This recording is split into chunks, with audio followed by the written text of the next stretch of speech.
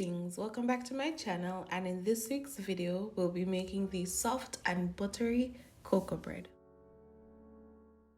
Like with many doughs, we're going to start by blooming our yeast, and in doing that we're going to add some sugar to warm milk, whisk that as best as possible, and then add the yeast. I'm going to mix this once more and allow it to rest for 5 minutes for the yeast to bloom, which is just, it's going to get puffy and you'll know that your yeast is active and alive and ready to make wonderful bread. I am going to add 1 whole room temperature egg to some softened butter and whisk that and set it aside until I am ready.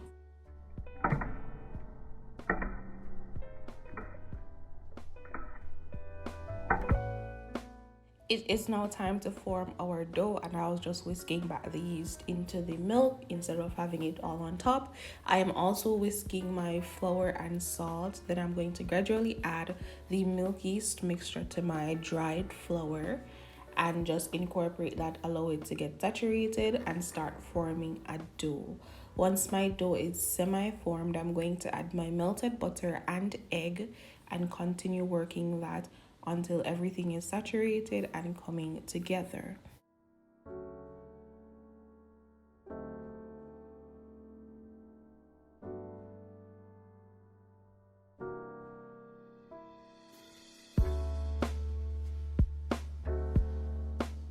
Once it's gotten to this consistency, it's perfectly fine to dump it out and start kneading it. You don't have to knead this for a very long time. You just want to knead it until everything stops sticking and it's a smooth dough.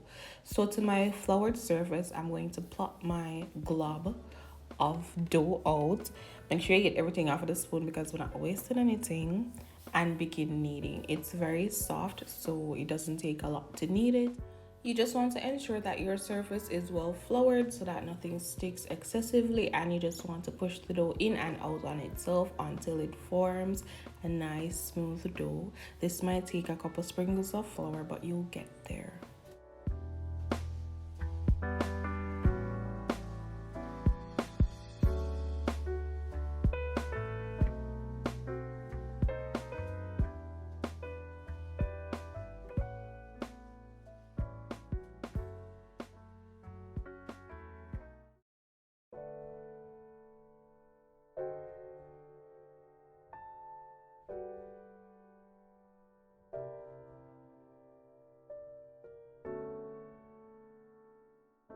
Once the dough is formed, I dabbed a little coconut oil on my hands and I'm working it on the surface of the dough to ensure that a skin doesn't form while I am allowing the dough to rest. Pushing the dough between my index finger and thumb to get balls, and this gives me relatively even sizes and it works for me. So once I've finished doing that, I'm then going to form dough balls, allow the dough to rest for 10 minutes before working with it again. The resting period is just for it to puff up a bit, for the yeast to just puff up the dough a little bit. To form the dough balls, what I did was work the dough in on itself, flip it over and work the underside in that rolling motion with my hand. And I just repeated that until I was through. Then I allowed them to rest for 10 minutes. This is after the 10 minutes. I've gotten my rolling pin, some melted butter, and we're going to start forming our cocoa bread. So what we're doing is rolling out our dough balls into flat disc. They don't have to be perfect. We're then going to butter the dough, fold the longest side over into half. Then we're going to butter again and fold it once more in half. So it's going to be those little cute half like cocoa breads instead of the big whole loaf.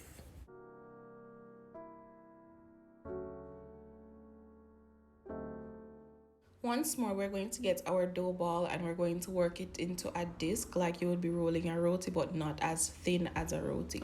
Once you've gotten to your desired thinness, we're going to butter 1/2 of the now disc.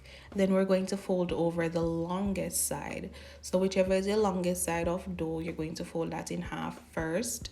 Then you're going to butter that little fold that we're going to make again and fold that once more. You're going to repeat these steps until you are through, after which you're going to have this rest for 10 minutes, and that's going to allow the cocoa bread to puff up.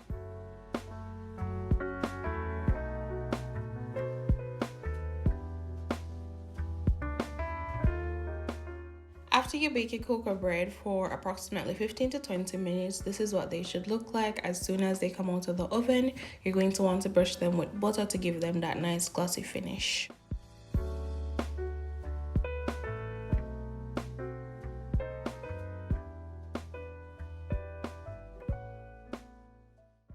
Here I am just prepping my saltfish, just removing all the flesh from the bones. Then I'm going to prep my veggies, which are just onion, tomato, sweet pepper, hot pepper, and 2 cloves of garlic. Then I'm going to stir fry those, add my saltfish, black pepper, ackee, black pepper, and that's about that.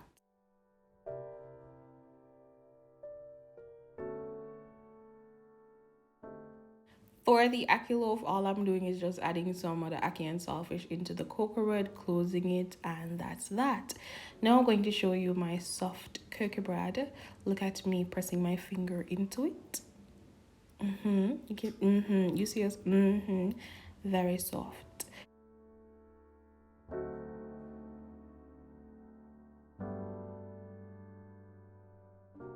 And this brings us to the end of the video. I do hope you enjoyed. Don't forget to like, comment, share, and subscribe.